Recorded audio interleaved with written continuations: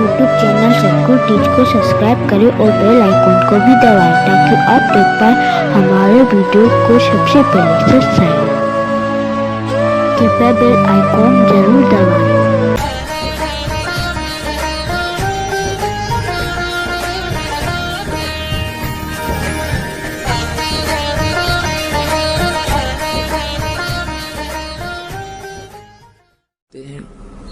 दिवाली मनाते हैं। अब इसमें के फंड शुरू कर दिया, बम भटकावेंगे, कितना प्रदूषण हो जाता है। किसी की आंख में डाला गया, आंख फूट गई, किसी के कपड़े जल गए, किसी के खेतों में पूड़ियां जल गई, किसी के घर में आग लग गई और प्रदूषण निरा। और सारी रात बड़ा है बड़ कोई मरीज है, बीमार है, उसने वो परेशानी रहे। ये कोई खुशी का तरीका है? और फिर उद्देश्य क्या? बोला इस दिन भगवान श्री राम सी देवता की या किसी हम प्रभु की ब्रह्म की साधना करते हैं, वो मोक्षदायक नहीं है, वो आपको जन्म मृत्यु के इस दीर्घ रोग से नहीं छुड़वा सकती। और जो हमारे प्रारब्ध के जो पाप कर्म हैं उनको भी पूर्ण परमात्मा ही नाश कर सकता है। नहीं तो आप जी के पास इतिहास है हमारे भगवानों का जिनको हम परमात्मा माना करते थे, जैसे श्री विष्णु जी, उनके अवतार श्री रामचंद्र जी, श्री कृष्ण जी। सत्संग में आपको बताया था कि वो भी अपने प्रारब्ध के कर्मों को समाप्त नहीं कर सके, उनको भोग कर ही समाप्त किया। भगवान श्री रामचंद्र जी पर जाता था कि ये सर्वेश्वर हैं, महेश्वर हैं, सर्वशक्तिमान हैं, सब दुखों का निवारण कर देते हैं। यानी विष्णु भगवान कहो, चाहे श्री रामचंद्र जी कहो या श्री कृष्ण जी कहो। तो हम ये सोचा करते थे कि ये भगवान हमारे दुखों का निवारण करते हैं, ये समर्थ शक्ति है। अब हमने राम की परिभाषा समझनी पड़ेगी, प्रभु की परिभाषा समझनी पड़ेगी, और हमने उन राम में से सिलेक्ट करना पड़ेगा कौन से राम की शरण में जाना है। अब जैसे ये श्रद्धालु कहते हैं, कोई प्रश्न करता है आचार्यों से, गुरुओं से, मंडलेश्वरों से कि क्या श्री कृष्ण अर्थात श्री विष्णु जी हमारे पापों का नाश कर सकते हैं? क्या वे जो श्राप दे दिया जाता है एक दूसरे को 3 ताप के अंतर्गत, क्या हमारे उन 3 तापों का वो नाश कर सकते हैं? तो कहते हैं कि हाँ, भगवान श्री कृष्ण अर्थात विष्णु जी हमारे सब पापों का नाश कर देते हैं। और प्रमाण के लिए कहते हैं, गीता जी अध्याय नंबर 18 के श्लोक नंबर 66 को बोलते हैं कि सर्वधर्मान परित्यज माम एकम शरणम व्रज अहम तवा सर्व पापे भव मोक्षामि मा शुच। पहले तो उनको ये पता नहीं कि गीता जी का ज्ञान श्री कृष्ण नहीं, श्री कृष्ण में प्रवेश करके ये ब्रह्म बोल रहा है, सरपुरुष बोलता है। और व्रज का माने आना नहीं होता, जाना होता है। अब गीता ज्ञान दाता सरपुरुष है, ये ब्रह्म है, और ये परम अक्षर ब्रह्म की शरण में जाने को कहता एकम। एकम माने जिसके बराबर दूसरा ना हो, अद्वितीय। उसकी शरण में जा, उसकी शरण में जाने से फिर तू मेरे सतर की जो पूजाएं हैं मुझे छोड़ दे, ये ब्रह्म कहता है। फिर मैं तुझे यहाँ कुत्ते गधे सूअर यानी कष्ट नहीं दूंगा, मैं अपना कर्जा चुका लूंगा। तो यहां पुण्यात्मा विचार करने की बात है कि श्री कृष्ण जी और श्री रामचंद्र जी और श्री विष्णु जी अपने श्राप को, अपने पाप को, कर्म दंड को नहीं समाप्त कर सके, नाश नहीं कर सके। उपासकों का कैसे कर देंगे वह? जैसे श्री विष्णु जी को श्राप दिया था नारद जी ने, और ये श्राप दिया था कि नारद जी के मन में विवाह कराने की प्रेरणा होगी, और उसने देखा कि राजा की लड़की का स्वयंवर था, और उसमें लड़कियां अपनी मर्जी का पति अपनी इच्छा से सिलेक्ट करती थी, और राजा लोग बैठ जाते थे वहाँ सामने आके। नारद जी ने विवाह कराने की सोची, और फिर सोचा भी मेरा विवाह कौन करेगा, मैंने तो कचकोला कढ़ा रखा है, इतनी मोटी चोटी सिर पे, और शकल भी ठीक को ना, तो उसने सोचा कि भगवान विष्णु से उनका स्वरूप ले लेता हूं। एकांत में जाकर टेलीफोन किया, याद किया, श्री विष्णु जी प्रकट हो गए। नारद जी ने कहा भगवान मैंने विवाह करवाना है और आप मना मत करियो, आज पहली बार आपसे कोई वस्तु मांग रहा हूं, मुझे आप हरि रूप चाहिए, मुझे हरि रूप चाहिए, अर्थात आपका सुंदर स्वरूप मुझे दे दे। श्री विष्णु जी ने कह दिया तथास्तु। अब उसका बंदर का मुंह लग गया, बंदर का, हरि माने बंदर भी होता है। अब उसने सोचा नारद जी ने कि आज तेरे तो सुंदर कोई नहीं सभा में, और जाकर बैठ गया कुर्सी पर जच के। अब वह लड़की आई वरमाला लेकर, सामने देखा बालू बैठा। अब वह एक कदम पीछे से होकर आगे चली गई। नारद जी ने सोचा शायद लड़की की दृष्टि नहीं पड़ी मेरे ऊपर। वहां से उठकर एक और खाली चेयर थी दूसरे लोग, वहां जा बैठा। जो वहां से भी लड़की आगे निकल गई, नारद जी कहने लगे भाई यह अंधी है क्या? वो दूसरे तो बोला, साथी ने उसको यो दिखा दिया दर्पण, अगर देख अपनी शकल तो देख ले, हमने डर लगे तेरे थे। तब उसने देखा जब दर्पण यानी अपनी शकल देखी, उसने बिना गिनती की गाली दे दी विष्णु भगवान को, नारद जी ने। और उसी समय विष्णु जी आगे और विष्णु जी के गले में वरमाला उस लड़की ने डाल दी। तब नारद जी ने विष्णु जी से कहा कि तू सचमुच धोखेबाज है, जैसे आज मैं एक औरत के वियोग में रो रहा हूं, एक जीवन तू सारा अपनी पत्नी के वियोग में रोएगा, तुम्हारा कभी मिलन नहीं हो पाएगा। उसी श्रापवश श्री विष्णु जी श्री रामचंद्र रूप में अयोध्या के राजा दशरथ के घर जन्मे। युवा होते ही विवाह हुआ, सीता जी के साथ विवाह होते ही वनवास हुआ। वनवास में तुरंत ही कुछ ही वर्षों के बाद सीता जी का अपहरण हुआ और रावण के साथ युद्ध हुआ। युद्ध के बाद घर ले आए सीता जी को, और एक धोबी के व्यंग से सीता जी को घर से निकाल दिया। आजीवन श्री राम और सीता जी का मिलन नहीं हुआ। पुण्यात्माओं, भले ही श्री रामचंद्र जी अयोध्या का राज करते थे, लेकिन जिस व्यक्ति का परिवार कहीं हो, उसकी पत्नी कहीं, बच्चे कहीं और वो कहीं, वो सपने में भी सुखी नहीं हो सकता। और अंत समय में जब उसने पता चला कि मेरे पुत्र लव और कुश यहाँ पर हैं, उन्होंने भी उससे नफरत होगी और उनसे बात करना पसंद नहीं किया। और सीता जी भी पृथ्वी के अंदर समा गई, उसके दर्शन तक नहीं किए।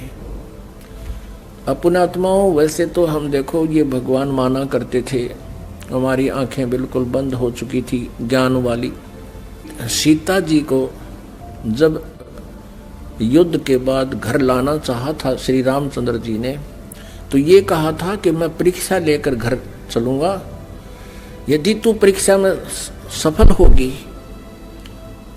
तो मैं मानूंगा तू निष्कलंक है, रावण से तेरा कोई संबंध शारीरिक नहीं हुआ, और यदि तू परीक्षा में सफल हुई तो खत्म हो जाएगी।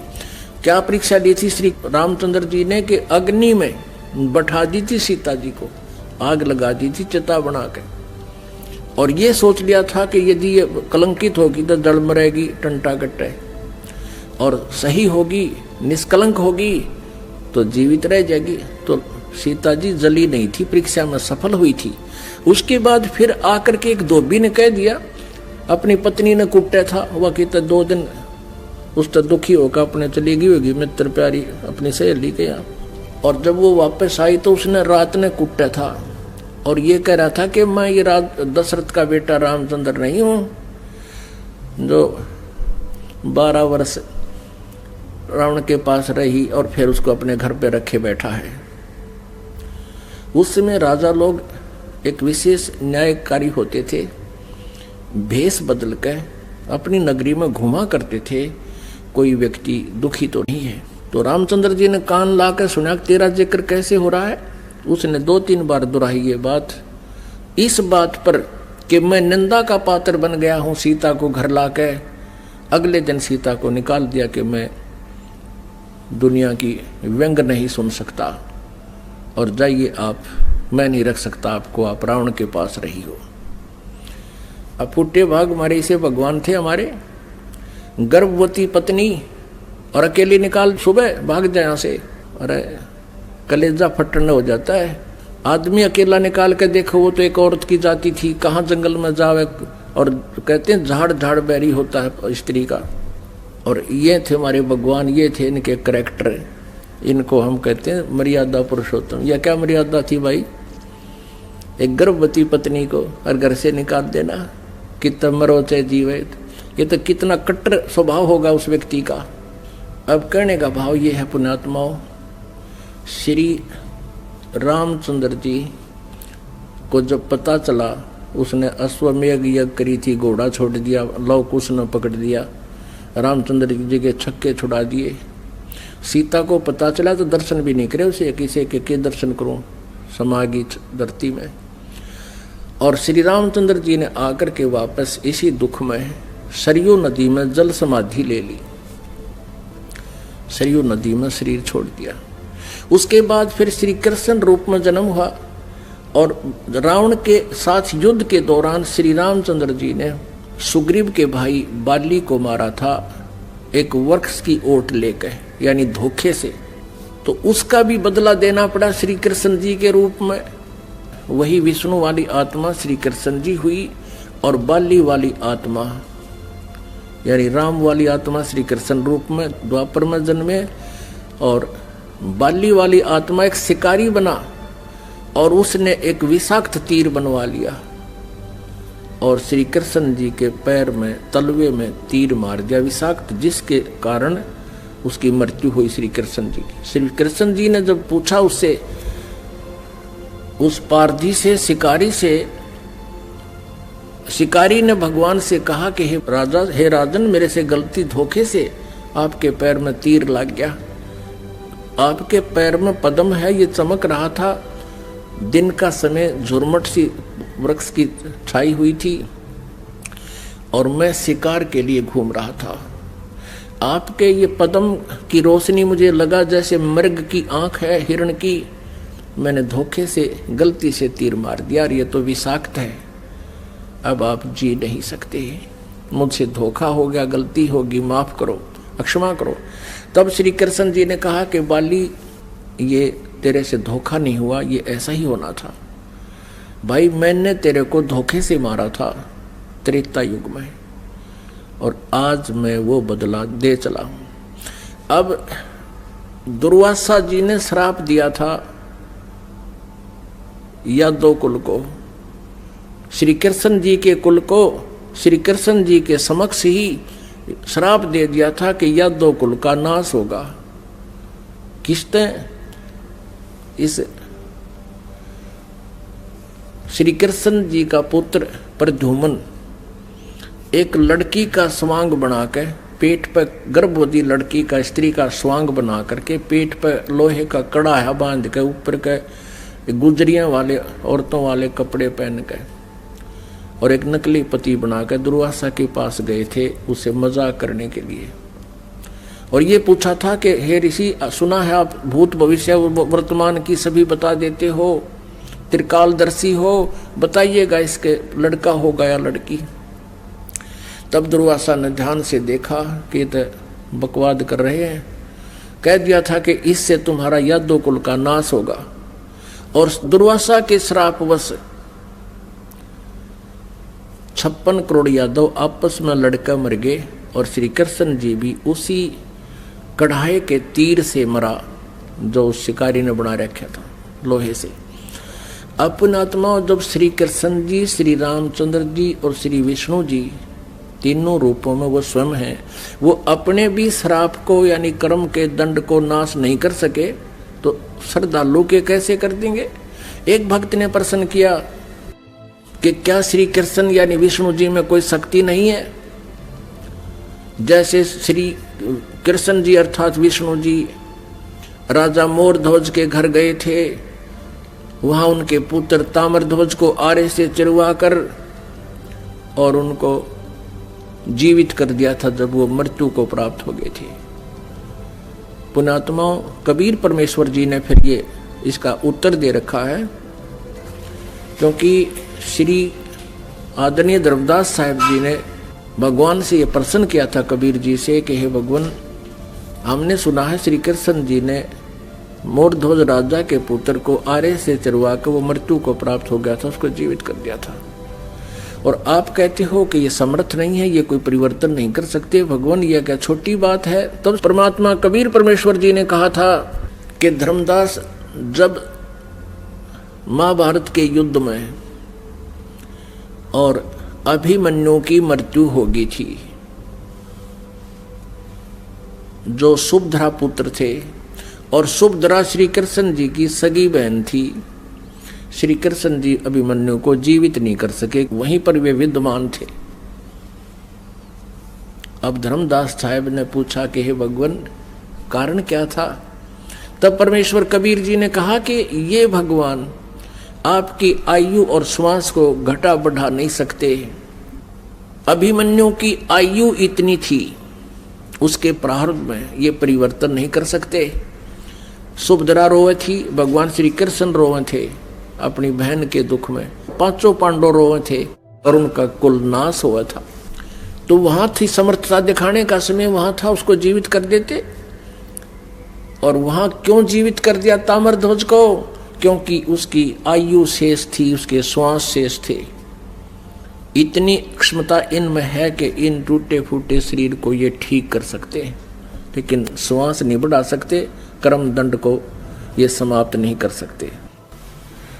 तो परमात्मा ने कहा, तुम कौन राम का जब तेजापम, तात कट न ये तीनों तापम। तुम किस राम का भजन करते हो जिस कारण से आपकी साधना से, आपके द्वारा बताए गए इस मंत्रों से आपके अनुयायियों को लाभ नहीं हो रहा। आप उन भगवानों की भक्ति कर रहे हो जो आपकी किस्मत में लिखे हुए उन पापों का वो नाश नहीं कर सकते। और वेद बताते हैं परमात्मा घोर पाप भी नाश कर दे। तो इससे सिद्ध है आपको वो परमात्मा मिला नहीं है जिसकी तरफ वेद संकेत करते हैं। इति सिद्ध। वो परमात्मा कौन है? यजुर्वेद अध्याय नंबर 5 के और श्लोक नंबर 32 में कहा है, उसी कसी माने वो पूर्ण शांतिदायक है। गीता अध्याय नंबर 18 के श्लोक नंबर 62 में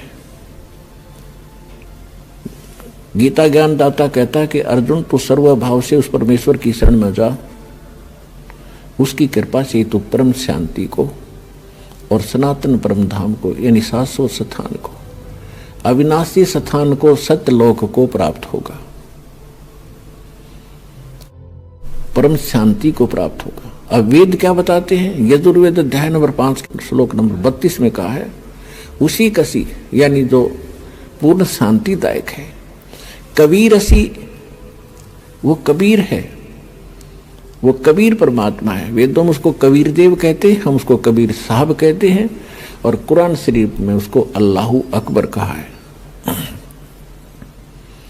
वो कबीरसी, बमभारी असी, वो कबीर परमात्मा है जो बमभारी माने बंधनों का, अरी माने शत्रु, जो बंधनों का शत्रु है। अंगारी असी, जो पाप नाशक है, पापों का शत्रु। अग माने पाप, अरी माने शत्रु, जो पापों का शत्रु है, जो पाप नाशक है। और बमभारी, जो कर्म बंधनों, जो हमारे, क्योंकि हम संस्कार से यहाँ फंसे हैं, हमारे संस्कार यहाँ पर हैं, तभी हम उन संस्कारों से जन्म मृत्यु में लगे हुए हैं। कभी किसी से हमारा संयोग है, किसी के हम पुत्र बन गए, किसी की पुत्री बन गए, किसी के पति बने, किसी की पत्नी बने। तो ये संस्कार हमारे जो हैं, इनके कारण हम बंद में हैं, और ये काल की बंद है, कैद है, बंदी ग्रह है। तो फिर परमात्मा खुद बताते हैं कि बंदी छोड़ हमारा नामम, अदर अमर है अस्थिर ठामम। अमर करूं सतलोक पठाऊं, ताते बंदी छोड़ कहाऊं।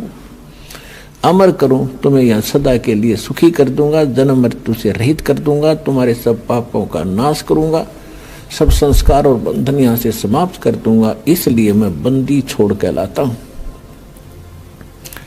अनंत कोट ब्रह्मांड में बंदी छोड़ कहाँ आए, सो तो एक कबीर हैं जो जननी जने नमाए।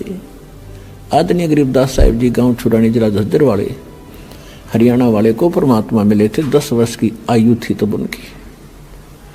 किसान के घर जन्म था, जाट जाति में खेतों में अपना पशु चरा रहे थे, गव्वें चरा रहे थे। वहां परमात्मा आए सतलोक से, जैसा उनके नियम में है, अच्छी आत्माओं को मिलते हैं, उनको अपने ज्ञान से परिचित कराते हैं, सतलोक ले जाते हैं। तब उनको सचमुच वो एकदम दृश्य सारे सत्य महसूस हुए और परमात्मा ने उनके अंतःकरण में वो यथार्थ ज्ञान योग उनका खोल के और वो फीड कर दिया था, यथार्थ ज्ञान उनके अंदर भर दिया था। परमात्मा के ज्ञान से, परमात्मा के से प्राप्त दिव्य दृष्टि से गरीबदास साहिब जी ने फिर बताया, अनंत कोटि ब्रह्मांड का एक रति नहीं भारे, सतगुरु पुरुष कबीर हैं ये कुल के सिरजनहार। यानी हमारे सदग्रंथ बताते हैं कबीर इज गॉड, आंखों देखा वो महापुरुष बताते हैं Kabir is God. Who Kabir, वो कौन कबीर? अनंत कोट ब्रह्मांड का एक रति नहीं भारे, सतगुरु पुरुष कबीर हैं ये कुल के सिरजनहारे। हम सुल्तानी नानक तारे, दादू को उपदेश दिया, जात जुलाहा भेद न पाया, वो काशी माहे कबीर हुआ। अब स्पष्ट भी कर दिया कि हु कबीर, जो काशी में जाति जुलाहा धानक रूप में रहा करते थे, वो है वो भगवान सिरजनहार। गरीबदास साहिब जी कह रहे हैं कि मुझे और अब्राहिम सुल्तान अधम एक मुसलमान राजा था इराक देश का, उसको और आदरणीय दादू साहिब जी को, आदरणीय नानक साहिब जी को हम सुल्तानी नानक तारे और दादू को उपदेश दिया, जात चुलाहा भेद नहीं पाया, वो काशी माहे कबीर हुआ। अब स्पष्ट कर रहे हैं गरीबदास साहिब जी कि मुझे पार किया, दादू साहिब जी को पार किया, नानक जी को पार किया। अब दादू साहिब जी को परमात्मा ऐसे ही मिले थे जैसे गरीबदास साहिब जी को मिले थे। उन्होंने कहा था, जिन मुझको निज नाम दिया सोए सतगुरु हमार, दादू दूसरा कोई नहीं ये कबीर सिरजनहार। दोस्तों, आप भी अपने घरों में रोज खुशियों के दीप जलाना चाहते हैं तो आज ही